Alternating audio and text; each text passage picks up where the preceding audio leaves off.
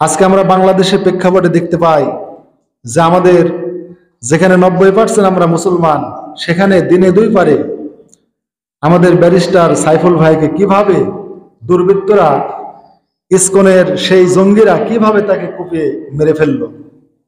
এটা আমাদের জন্য একটা অশনি সংকেত দিয়ে গেল যে আমাদের এই 90% মুসলমানের দেশে একজন মুসলমান ব্যারিস্টার স্বাধীনভাবে পথ চলতে পারে না, প্রকাশ্য তাকে কুপিয়ে হত্যা করে। এটা আমাদের এই বাংলাদেশের মুসলমানের জন্য একটা অশনি সংকেত। এগুলোর থেকে আমরা যদি এখনো শিক্ষা না নেই, আমরা যদি বিভাজন, বিভক্তি, দলাদলি, ভাগাভাগি থেকে আমরা বেরিয়ে আসতে না পারি, তাহলে আমাদের সামনে আরো বড় পতন আছে। এজন্য হাজিরিন, আরব বিশ্বের ক্যান্সার যেমন ইসরায়েল, তেমনি এই পূর্ব এশিয়া এই অঞ্চলের সবচেয়ে বড় ক্যান্সার হচ্ছে আমাদের জন্য ইন্ডিয়া। এরা মুসলমানদের কখনো কোনো বন্ধু হবে না। এজন্য ভারত চাইছিল স্বাধীনতা যুদ্ধের পর বাংলাদেশ যেন একটা সেকুলার গণতান্ত্রিক রাষ্ট্র হয়। সেকুলার এই শব্দ আমাদের মাঝে খুব পরিচিত শব্দ। আমরা বলি যে বাংলাদেশ একটা সেকুলার রাষ্ট্র বা সেকুলারিজম বা ধর্মনিরপেক্ষ রাষ্ট্র। তো রাজনীতিবিদদের একটা বর্তমান পরিভাষা হলো বাংলাদেশ ধর্মনিরপেক্ষ রাষ্ট্র। এই ধর্মনিরপেক্ষ শব্দের ইংরেজি প্রতিশব্দ সেকুলারিজম। এই সেকুলারিজম বা ধর্মনিরপেক্ষ এই কথাটা রাজনীতিবিদরা বেশি বেশি বলে। তো ভারত তাদের কাগজে কলমে সেকুলার রাষ্ট্র, কিন্তু বস্তুত তারা হিন্দুত্ববাদী রাষ্ট্র।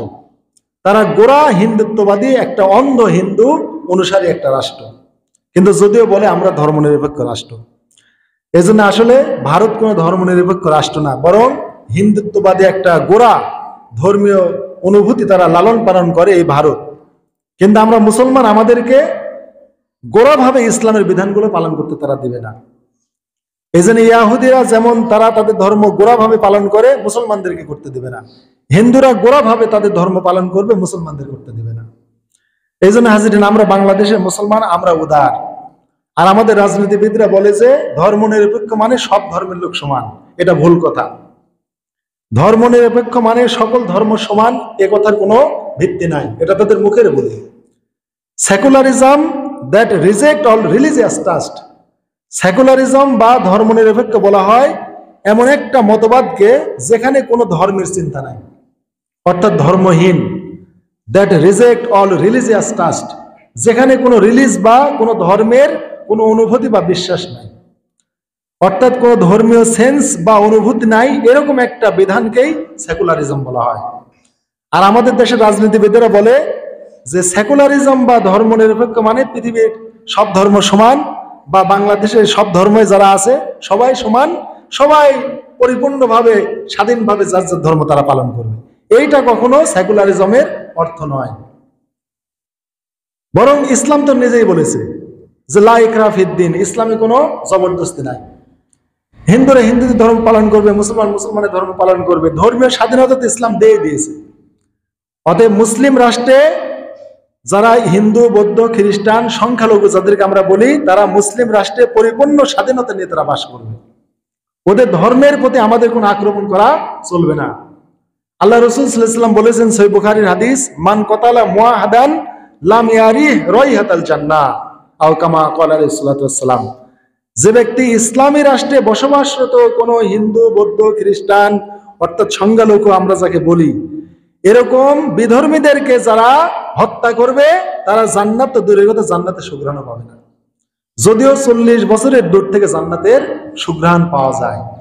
জান্নাতের এত সুঘ্রাণ যে 40 বছরের দূর রাস্তা থেকে ওই জান্নাতের সুঘ্রাণটা লাগবে, ওই সুগন্ধ সে শুকতে পারবে, এমন জান্নাতের মানে সুগন্ধ। কিন্তু যে ব্যক্তি এরকম মুসলিম রাষ্ট্রে বসবাসরত হিন্দু, বৌদ্ধ, খ্রিস্টানকে হত্যা করবে, সে এই জান্নাতের সুঘ্রাণটুকুও পাবে না। তাহলে জান্নাত তো পাওয়া দূরের কথা। এইটা হচ্ছে আমাদের ধর্মীয় শিক্ষা। কিন্তু দেখেন, আমরা এই বাংলাদেশে আমরা মুসলমান কখনো কোনো সংখ্যালঘুকে আমরা হত্যা করিনি। ইসলাম কোনো জঙ্গিবাদের ধর্ম নয়। কিন্তু ইসকন এই ব্যারিস্টার সাইফুল ইসলামকে হত্যা করে দেখিয়ে দিল তারাই মূলত জঙ্গি। তারাই বাংলাদেশে জঙ্গিত্ববাদ কায়েম করতে চায়। এই জন্য হাজিরিন বলেছি, ভারত সেকুলার রাষ্ট্র মুখে, কিন্তু মূলত তারা হিন্দুত্ববাদী রাষ্ট্র। হিন্দু অনুশাসন ছাড়া তারা কোনো কিছু মেনে নেয় না।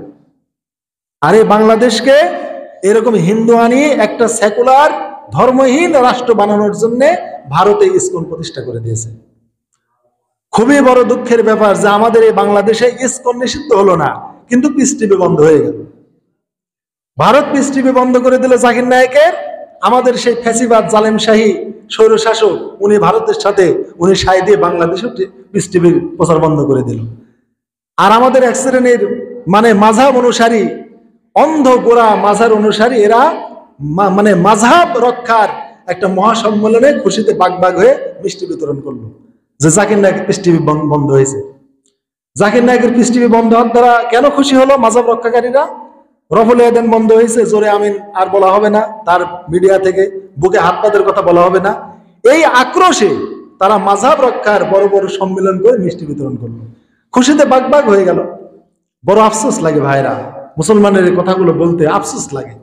এজন্য বাংলাদেশে যে বর্তমানে একটা উত্তেজনা পরিস্থিতি চলছে, এখনো যদি মুসলমান যদি ঐক্যবদ্ধ না হতে পারে, এদেশের মুসলমানদের ঈমান আকীদা নিয়ে থাকা খুব কঠিন হবে। কেননা ইহুদি খ্রিস্টানদের চালই আলাদা। কুসেট যুদ্ধ যখন করেছিল খ্রিস্টানরা, তারা বলেছিল যে আমাদের একটাই কাজ, মুসলিম নিধন।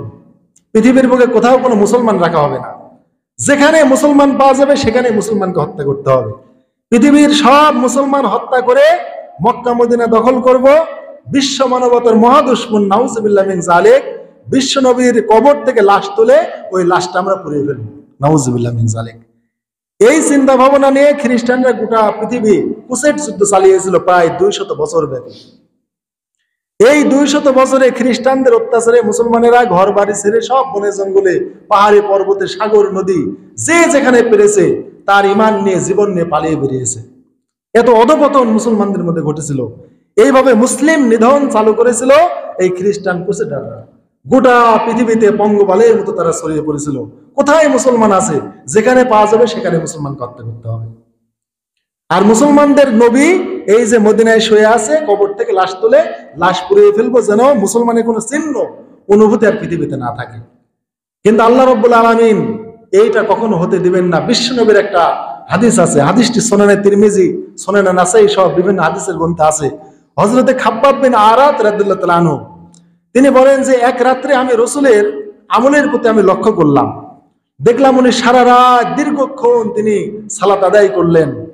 তারপরে আমি আল্লাহ রাসূল সাল্লাল্লাহু আলাইহি ওয়াসাল্লামকে সকালবেলা বললাম, ইয়া রাসূলুল্লাহ, আজকে এত দীর্ঘ রাত ভর আপনি সালাত আদায় করলেন, যা আমার জীবনে আপনাকে আমি কখনো দেখিনি। আল্লাহ রাসূল বললেন, আজকের এই রাতটা ছিল আশা নিরাশার রাত। আল্লাহ আমাকে কিছু আশা দিয়েছেন, কিছু আল্লাহ আমাকে নিরাশা করেছেন। আশার নিরাশার এই রাতটা ছিল। এই যে দীর্ঘ রাত ভর আমি যে সালাত আদায় করলাম, এই দীর্ঘ সালাতে আমার রবের কাছে আমি 3টা দোয়া করেছি। কয়টা দোয়া? 3টা দোয়া করেছি। আল্লাহ 2টো দোয়া কবুল করেছেন, একটা দোয়া আল্লাহ আমাকে ফেরত দিয়েছেন। এই 2টা আশার আর ওই ফেরত দেওয়াটা ব্যর্থতা, এটা হচ্ছে নিরাশা। আমি দোয়া করলাম, রব্বুল আলামিন আমার উম্মত যত দুনিয়াতে পাপ করুক, অন্যায় করুক, অন্যান্য জাতির ন্যায় পৃথিবীতে গজব দিয়ে তাদেরকে আপনি ধ্বংস করবেন না। আল্লাহ এটা কবুল করেছেন। অতএব আমার এই উম্মত ফেরাউন, হামান, কারুন, নমরুদ, আদ, সামুদ এই জাতির ন্যায় পৃথিবীতেই আল্লাহর গজবে ধ্বংস হবে না, কোনদিন হবে না। এটা নবীর মাকবুল দোয়া, এই দোয়াটা আল্লাহর সাথে সাথে কবুল করে নিয়েছেন। দ্বিতীয়ত, হে রব্বুল আলামিন বিজাতি বিধর্মী দিয়ে আমার এই উম্মতকে আপনি সমূলে আপনি ধ্বংস করবেন না। অতএব বিজাতি বিধর্মী মুসলমানকে সমূলে যতই ধ্বংস করতে চায় তারা পারবে না। এই দোয়াটাও আল্লাহ কবুল করে নিয়েছেন। অতএব কুসেট যুদ্ধতে যে 200 বছর ব্যাপী খ্রিস্টান মিশনারিরা যে মুসলমানদেরকে হত্যা করে মুসলিম নিধন শুরু করে পৃথিবী মুসলমান শূন্য করতে চেয়েছিল, তারা পারে নাই, কোনোদিন তারা পারবেও না। কারণ বিশ্বনবীর মাকবুল দোয়া বিজাতি বিধর্মী কখনো আমাদের সমূলে ধ্বংস করতে পারবে না। কিন্তু মুসলমানরা এই ভয় করে যে আমরা ভারতকে না মানলে ভারত আমাদের ধ্বংস করবে, খ্রিস্টানদের আমেরিকাকে না মানলে আমেরিকা আমাদের ধ্বংস করবে, কোনোদিন তারা পারবে না। এই বিশ্বাস মুসলমান কেন রাখে, এত ঠনক ইমান কেন? 3 নম্বর যে দোয়াটা আমার রবের নিকটে করলাম, এটাই হচ্ছে ব্যর্থতার দোয়া। সেটা হচ্ছে আমার উম্মতকে আপনি দলে দলে বিভক্তি করে দিয়ে আমার উম্মতকে ধ্বংস করবেন না। আল্লাহ এটা আমাকে ফেরত দিয়েছেন, এখানে আল্লাহ আমাকে নিরাশ করেছেন। আমার এই দোয়াটা আল্লাহ কবুল করেন নাই, তাই আমার এই উম্মত দল উপদলে ভাগ হয়ে ধ্বংস হবে। এই জন্য মুসলিম বিভক্তি বিভাজন নিয়ে কেন এত কথা বলি? ওয়াতাসিমু বিহাবলিল্লাহ জামিআ ওয়া লা তাফাররাকু, জুমার নামাজ যেভাবে ফরজ, মুসলমানদের ঐক্য কায়েম করা ওই রকমই ফরজ। যেমনি ভাবে আল্লাহ বলেছেন ইজা নুদিয়া লিস-সালাতি মিন ইয়াউমিল জুমআতি ফাসাউ ইলা যিকরিল্লাহ, জুমার দিনে আযান হলে তোমরা আল্লাহর জিকিরের দিকে, ইমামের খুতবার দিকে তোমরা ধাবিত হও। যেইভাবে আল্লাহ আদেশ করেছেন জুমার নামাজে, সেইভাবে আদেশ করেছেন ওয়াতাসিমু বিহাবলিল্লাহ, তোমরা আল্লাহর রজ্জুকে একতাবদ্ধভাবে ধরো। ওয়ালা তাফাররাকু, পরস্পর বিচ্ছিন্ন হয়ো না। এই বিভক্তি বিচ্ছিন্নতার দ্বারা এই উম্মতে মুহাম্মাদী ধ্বংস হবে, অন্য কোনো কারণে এই মুসলমান ধ্বংস হবে না। ধ্বংস হবে শুধু বিভক্তি বিভাজনের দ্বারা। যত মুসলমান ভাগ হবে তত ধ্বংস হবে। আর এই বিভক্তি বিভাজন এটা তো মুসলমানদের মধ্যে হচ্ছেই, আবার ইহুদি খ্রিস্টানরা মুসলমানদের মধ্যে ঢুকিয়ে দিয়েছে। ওদের নিয়মে হচ্ছে ডিভাইড অ্যান্ড রুল, যত বিভক্তি করা যাবে তত শাসন করা যাবে, যত বিভক্তি করা যাবে তত শাসন করা যাবে। এই জন্য হাজিরিন, এই বিভক্তি বিভাজন থেকে বেরিয়ে আসতে হবে। ভারত কখনো চায় না যে আমরা ঈমান আকীদা নিয়ে এই বাংলাদেশে আমরা বাস করি। এজন্য আপনাদেরকে একটা তথ্য দিতে চাই যে ভারত যখন এদের স্বাধীন হয়ে গেল, বঙ্গবন্ধু পাকিস্তানের কারাগারে আটক আছে। বাংলাদেশ স্বাধীনের 25 দিন পর বঙ্গবন্ধু দেশে আসে। পাকিস্তান থেকে উনি বিশেষ ফ্লাইটে করে লন্ডন গিয়েছেন। বিশ্বের বিভিন্ন নেতার সাথে পরামর্শ হয়েছে, ভারতের নেতাদের সাথে পরামর্শ হয়েছে, পরামর্শ করে তিনি দেশে এসেছেন। আমি দলিল প্রমাণ দিয়ে কথা বলছি। যারা রাজনীতি করেন, আমার দেখা রাজনীতি 50 বছর, আবুল মনসুর আহমদ, যিনি এই উপমহাদেশের প্রখ্যাত কথা সাহিত্যিক এবং রম্য রস যিনি আবিষ্কার করেছেন, ব্যঙ্গ সাহিত্য যিনি রচনা করেছেন, তিনি হচ্ছেন আবুল মনসুর আহমদ। তার লেখা আমার দেখা রাজনীতি 50 বছর, এই বইয়ের 605 নম্বর পৃষ্ঠাটা খালি পড়বেন, একটা পৃষ্ঠা খালি আপনারা পড়েন। ওখানে স্পষ্ট লেখা আছে বাংলাদেশ স্বাধীনের পর ভারত কখনো চায় নাই যে এদেশে আসসালামু আলাইকুম এটা হোক। রেডিওয়ে প্রচার করেছে অন্য কিছু, আদাব শিষ্টাচার এগুলো হোক, খোদা হাফেজ, আল্লাহ হাফেজ এই শব্দগুলো উঠে যাক, শুভ সন্ধ্যা, শুভরাত্রি এইগুলো চালু হোক। বাংলাদেশে মুসলমানরা ঘাবড়ে গিয়েছিল যে আমাদের দেশটা মনে হয় সেকুলার হয়ে যাবে, মনে হয় ধর্ম নিরপেক্ষ হয়ে যাবে। বঙ্গবন্ধু আসলেন, সোহরাওয়ার্দী উদ্যানে 5 লক্ষ লোকের সমন্বয়ে একটা বক্তব্য দিলেন। সেখানে তিনি প্রথম যে কথাটা বললেন যে আমি মুসলমান, আর বাংলাদেশ পৃথিবীর অন্যতম দ্বিতীয় মুসলিম রাষ্ট্র। উনি নিজের অবস্থান স্থির করে ফেললেন যে মুসলমানদের ঈমান আকীদা নিয়ে বাঁচতে হবে। ভারত আমাকে সাহায্য করেছে জন্য আমি বাংলাদেশকে সেকুলার করব, ধর্মনিরপেক্ষ রাষ্ট্র বানাবো, এটা হতে পারে না, এটা কখনো হতে পারে না। আমি আমার ঈমানকে বিসর্জন দিতে পারিনি। এই জন্য বঙ্গবন্ধুর অবদানকে আমরা অস্বীকার করি না। উনি যে মুক্তিযুদ্ধে অবদান রেখেছেন আমরা অস্বীকার করি না, কাউকে আমরা অবমূল্যায়ন করি না। কিন্তু তাকে অবমূল্যায়ন তার দলের লোকেরাই করে, তাকে সেইভাবে উপস্থাপন করে না। উনি নিজেই মুসলমান বলে পরিচয় দিতে উনি মানে খুশি হয়েছেন। আল্লাহ এটা কোরআনে বলেছেন ইশহাদু বিআন্না মুসলিমুন ক্বালা ইন্নানি মিনাল মুসলিমিন, তোমরা বলো আমরা মুসলমান। উনি হানাফি, শাফি, মালিকি, হাম্বলি, আহলে হাদিস কোনো কিছু পরিচয় দেননি, দিয়েছেন কি নামে? আমি মুসলিম, আমি মুসলিম, এই পরিচয় আল্লাহ কোরআনে দিতে বলেছেন। হানাফি, শাফি, মালিকি, আমি আহলে হাদিস এরকম পরিচয় আল্লাহ কোরআনে দিতে বলেন নাই। তো উনি প্রথমে এই কথাটা বললেন আমি মুসলিম। আর উনি ইসলামী রাষ্ট্র কেন কায়েম করতে পারেন নাই? সমস্যা ছিল। দেশটা স্বাধীন হয়ে গেছে, এদেশে সেকুলারিজম আছে, এদেশে জাসদ আছে, বাসদ আছে, বাম রাম আছে, বিভিন্ন সংগঠন আছে। আর তখন স্বাধীনতা যুদ্ধে রাশিয়া সহযোগিতা করেছিল আপনার ভারতকে, আর পাকিস্তানকে সহযোগিতা করেছিল আমেরিকা। এই জন্য বঙ্গবন্ধু ইসলামী রাষ্ট্র শব্দটা ব্যবহার করতে পারেন নাই, কিন্তু মুসলিম রাষ্ট্র শব্দটা ব্যবহার করেছিলেন যে আমি মুসলমান আর বাংলাদেশ মুসলিম রাষ্ট্র। কিন্তু ইসলামী রাষ্ট্র এই কথা তিনি বলার তিনি সাহস করতে পারেন নাই। তারপরে তিনি বলেছিলেন 2 নম্বর পয়েন্টে যে বাংলাদেশের প্রতি যে অবিচার করা হয়েছে গোটা পৃথিবীর সাক্ষী, কিন্তু বাঙালিরা পাকিস্তানকে ক্ষমা করে দিবে আর গোটা পৃথিবী দেখবে বাংলাদেশ কত উদার। এই ছিল বঙ্গবন্ধুর আদর্শ। তিনি উদার নীতিতে বা ক্ষমায় তিনি বিশ্বাসী ছিলেন। তিনি ক্ষমা করে দিয়েছেন, গোটা পৃথিবী দেখবে যে বাংলাদেশ, বাঙালি জাতি কত উদার। 3 নম্বরে তিনি বলেছিলেন যে মিস্টার ভুট্টোকে আমি ধন্যবাদ জানাই, আল্লাহ তাকে ভালো রাখুক, তিনি আমাকে বন্দি থেকে মুক্তি করে দিয়েছেন। তো আল্লাহ ওনাকে ভালো রাখুক, উনি ভালো থাকুন, আমাদেরকে উনি ভালো থাকতে দিন। এইভাবে তার জন্য তিনি মানে কৃতজ্ঞতা প্রকাশ করেছেন। এই হচ্ছে বঙ্গবন্ধুর আদর্শ, যে যারা তাকে এদেশ থেকে ধরে নিয়ে গিয়ে জেলখানায় পড়ে রাখলো, এদেশের এতগুলো হাজার হাজার লক্ষ লক্ষ মানুষকে হত্যা করলো, খুন করলো, সেই মিস্টার ভুট্টোকে বলছেন আল্লাহ ওনাকে ভালো রাখুন। এই হচ্ছে উদারপন্থী। এই জন্যে পাকিস্তানে যখন ওআইসির সম্মেলন হয়েছিল, এদেশ থেকে যখন বঙ্গবন্ধু পাকিস্তানে যাবে, যে বছর তাকে হত্যা করা হয় সম্ভবত 1974 সালে, আর 75 সালে সম্ভবত তাকে হত্যা করা হয়।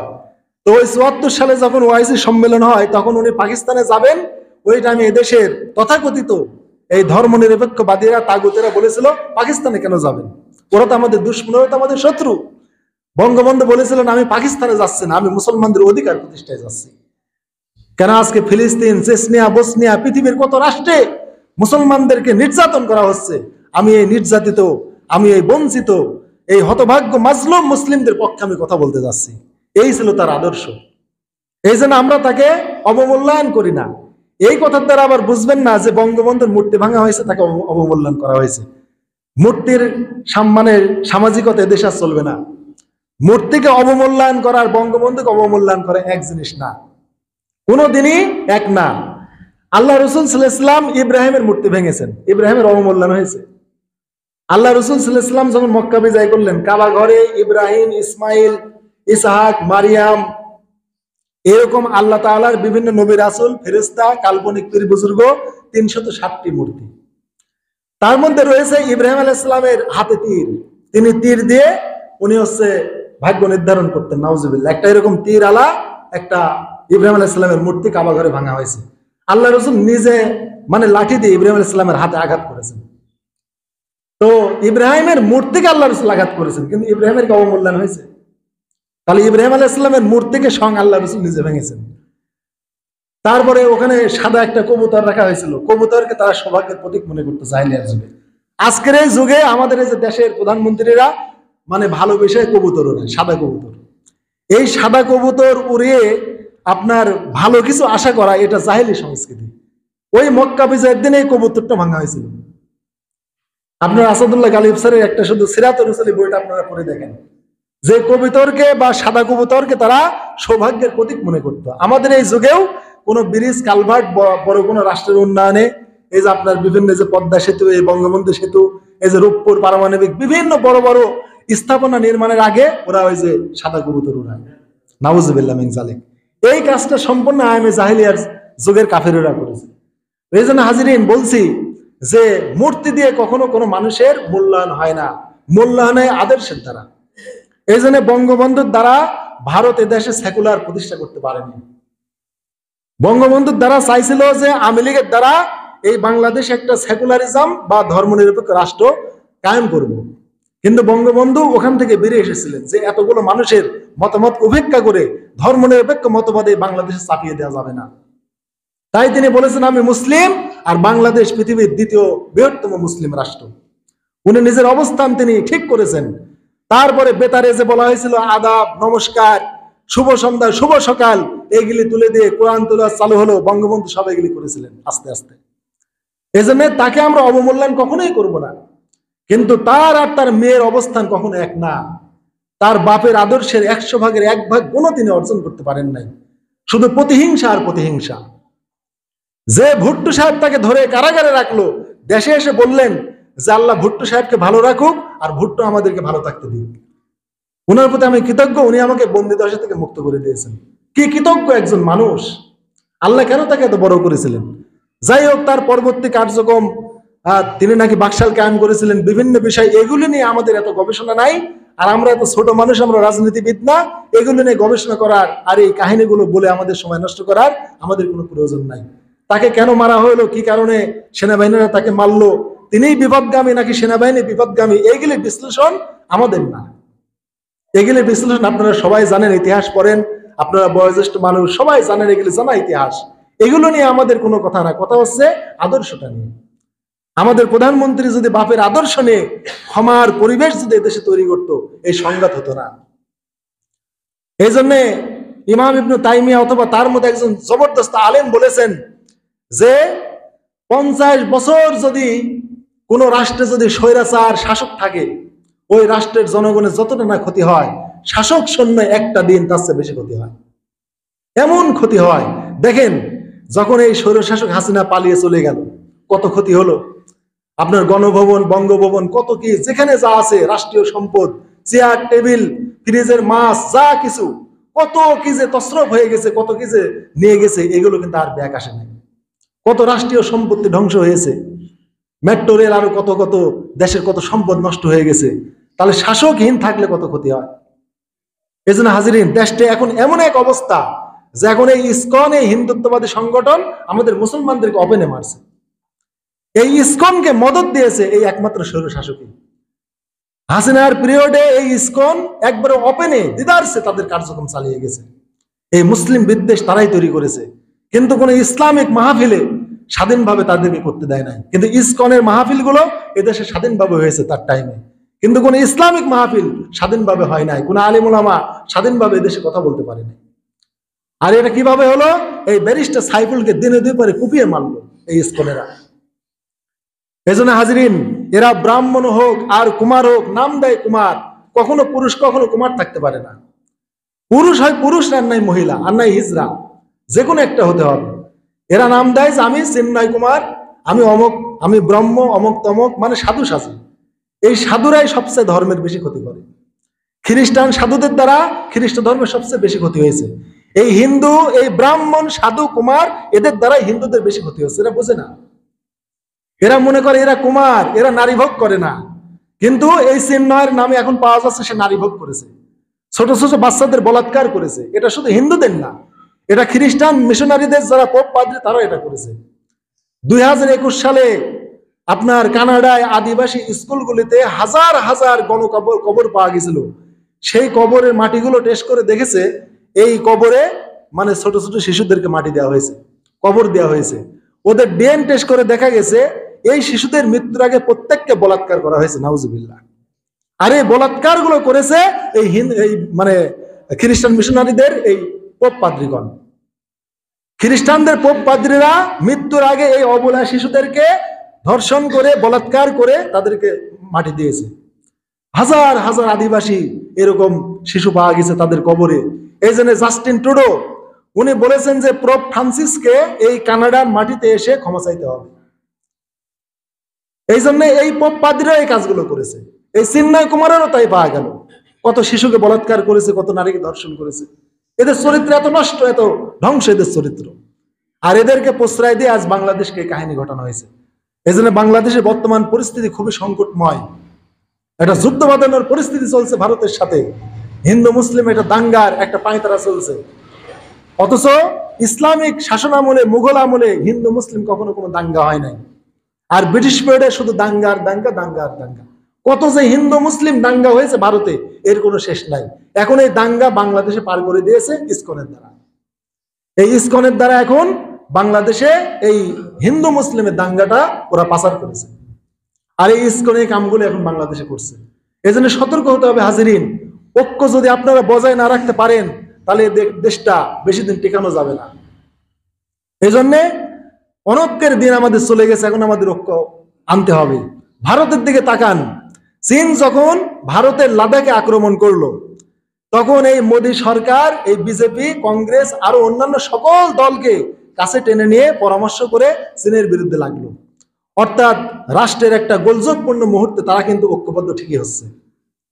কিন্তু বিপরীতে আমাদের বাংলাদেশে দেখেন, চরম গোলযোগ মুহূর্তেও বিরোধী দলের সাথে কোনো পরামর্শ নাই। এই যে মায়ানমার বারবার আমাদের এই যে আমাদের মানে সন্দ্বীপ আছে, একমাত্র আমাদের সন্দ্বীপ, এইটা তাদের সীমানায় দেখাচ্ছে। তারপরে মায়ানমার আমাদের বিভিন্নভাবে হামলা করছে, সৈনিকেরা পুশ করে এদেশে চলে আসছে, বিভিন্ন কিছু।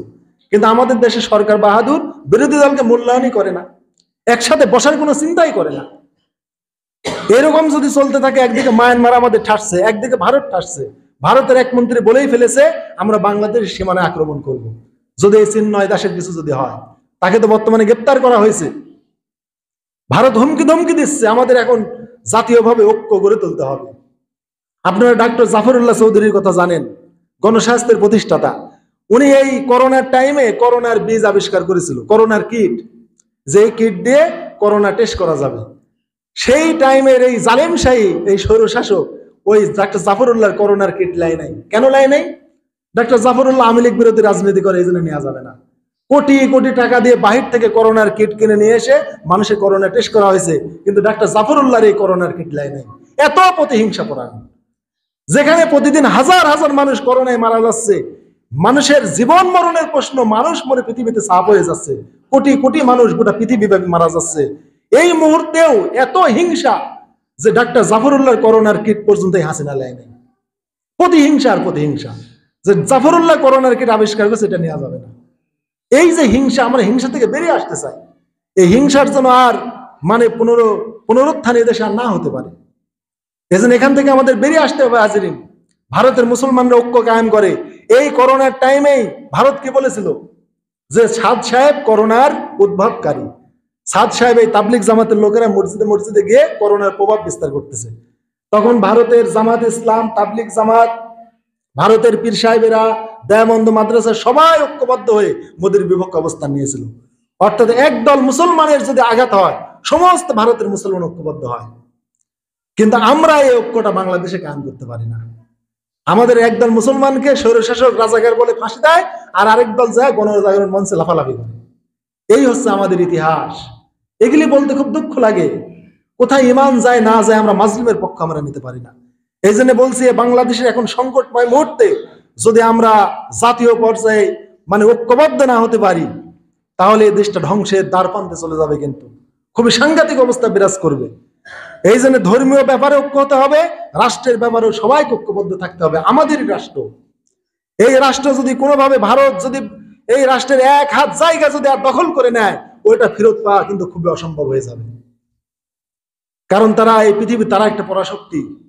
যত বড় বড় শাসক প্রশাসক পৃথিবীর মাতব্বরেরা সব কিন্তু তাদের পক্ষে চলে যাবে। এমন অবস্থা হয়ে যাবে, আমাদের মাজলুম হালতে কিন্তু আমাদের জীবনযাপন করতে হবে।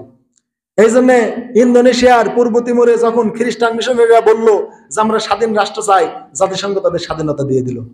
আমাদের এই বাংলাদেশেও কিন্তু খ্রিস্টান মিশনারিরা কিন্তু কম না। আমাদের পার্বত্য এলাকায়, আপনার দিনাজপুর, আপনার গাইবান্ধা এই অঞ্চলে, পঞ্চগড়ের এই সাইডে কত যে আপনার সংখ্যালঘুরা যে খ্রিস্টান হয়েছে।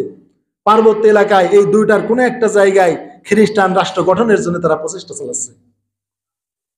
আগেই বলেছি, 200 বছর ব্যাপী খ্রিস্টানেরা পৃথিবীর বুক থেকে মুসলিম নিধন তারা করতে না পেরে তারা চিন্তা করলো যে মেরে কেটে মুসলমান পৃথিবী থেকে দমন করা যাবে না, তবে মুসলমানদেরকে কনভার্ট করা যাবে। কেননা মুসলমানেরা তরিকা মানে, পীর সাহেবের মাযহাব, বিভিন্ন ভাবে মুসলমানরা তরিকা মানে, অতএব মুসলমানদেরকে তরিকতপন্থী বানাতে হবে। তাই তারা মুসলমানদেরকে হত্যা বন্ধ করে দিল। দিয়ে কি করলো? We should invade their countries, kill their leaders and convert them to Christianity. আমেরিকার কলরাডো স্প্রিং শহরে গোটা পৃথিবীর পোপ পাদ্রীদেরকে নিয়ে আমেরিকা চিন্তা করলো আগামী 2050 সালের মধ্যে সমস্ত পৃথিবীর মুসলিম রাষ্ট্রের প্রতি আমাদের আক্রমণ চালাতে হবে।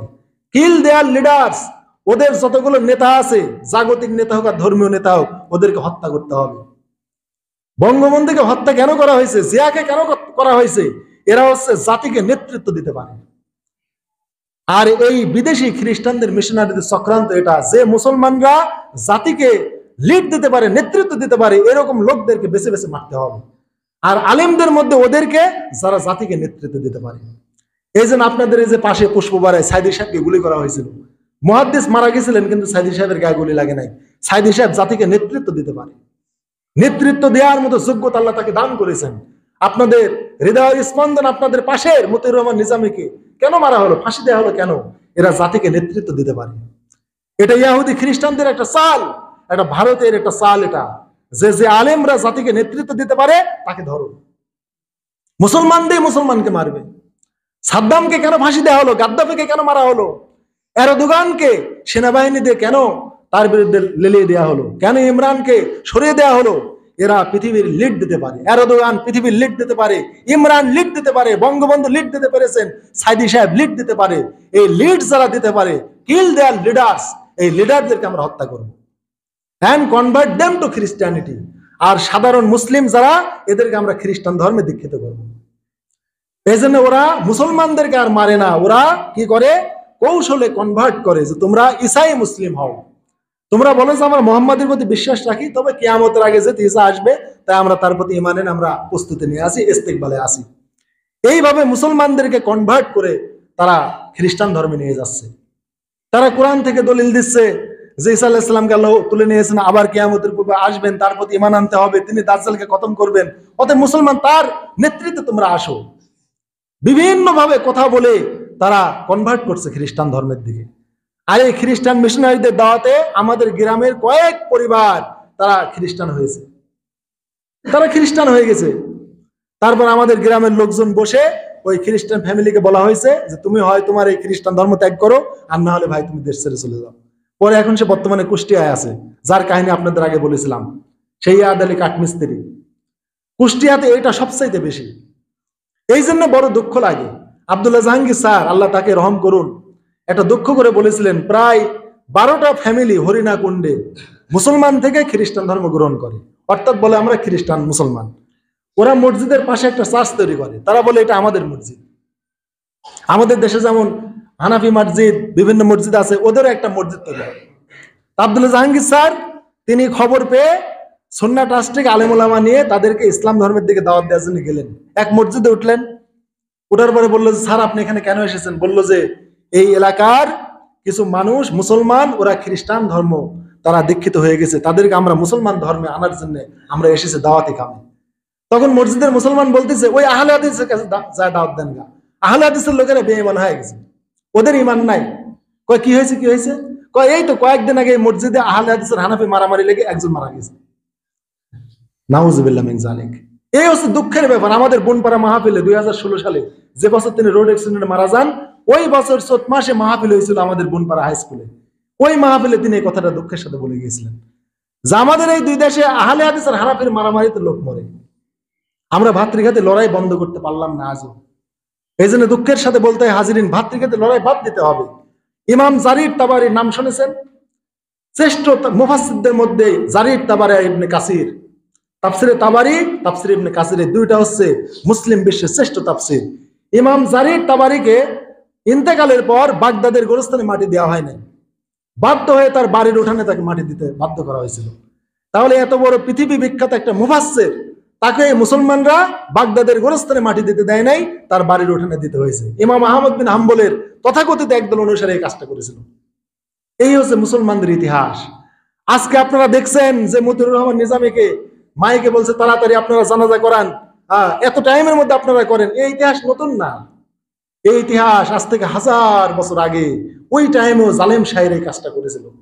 এই ইমাম জারির তাবারিকে ওই বাগদাদের গোরস্থানে মাটি দিতে দেওয়া হয় নাই, তার বাড়ির উঠানে কবর খুনে, বাড়ির উঠানে কবর খুনে সেই বাড়িতেই তাকে দাফন করা হয়েছিল, গোরস্থানে তার লাশ দাফন করতে দেওয়া হয়নি। এই জালেম শাহও তাই করেছিল। এদের যখন মৃত্যু হয়ে গেল, এই কাদের মোল্লার, এই মতিউর রহমান নিজামী, আল্লাহ সবাইকে জান্নাতবাসী করুক, টাইম বেঁধে দেয়। আল্লাহ রসুল বলেছেন তোমরা মায়াতের জন্য প্রাণ খুলে দোয়া করো, এটা রসুলের হাদিস। আর ওনারা মাইকে বলে 5 মিনিটে শেষ করেন, 2 মিনিটে শেষ করেন। লোক ঠেকায় দিল। আমাদের নাটক থেকে যারা আসছিল দারুল আমান টাস তারা পার হতে পারে নাই, জানাজায় লোক আসতে দিবে না। এই ইতিহাস খুব ভয়ানক ইতিহাস।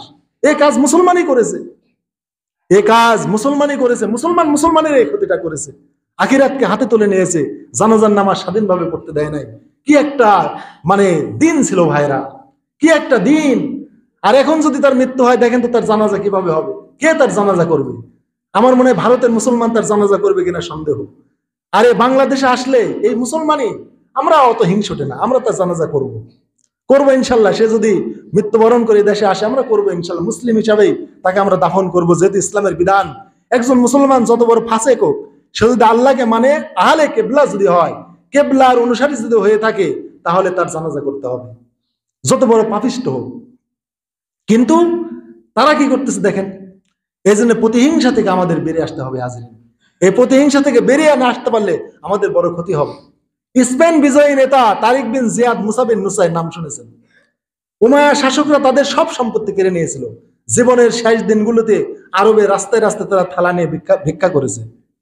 এই হচ্ছে মুসলমান শাসকরা এই দুই সেনাপতিকে এটা করেছিল। অথচ তারা এই ইউরোপ জয় করেছিল, স্পেন বিজয়। 800 বছর এই স্পেনে মুসলমানরা রাজত্ব করেছে। তারা সাগর পার হয়ে কত কষ্ট করে ইউরোপ জয় করেছিল। তারা এই দুই সেনাপতিকে এই কাম করেছিল, এই জালেম শাহী উমাইয়া শাসকরা। এক বেদনাবিদুর ইতিহাস। ইমাম বুখারীকে তার বুখারা ভূখণ্ড থেকে বের করে দিয়েছিল এই মুসলমানরাই।